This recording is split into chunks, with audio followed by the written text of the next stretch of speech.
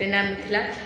एकटा एखन खेलौना गीत सुना रहल छी। आशा करै छी अपने सबके नीक लागत तो लाइक करबे, शेयर करबे, फॉलो करबे और कमेंट में जरूर बतेबे केहन लागत।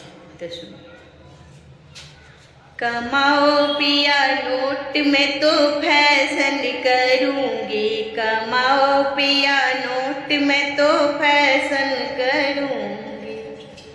ससुर मेरे सीधे होंगे कुछ ना कहूँगी, ससुर मेरे सीधे होंगे कुछ ना कहूँगी।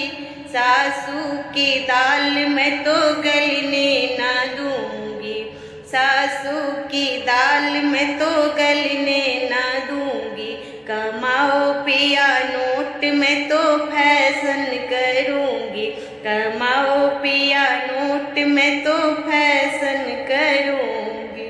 जेठ मेरे सीधे होंगे कुछ ना कहूँगी, जेठ मेरे सीधे होंगे कुछ ना कहूँगी।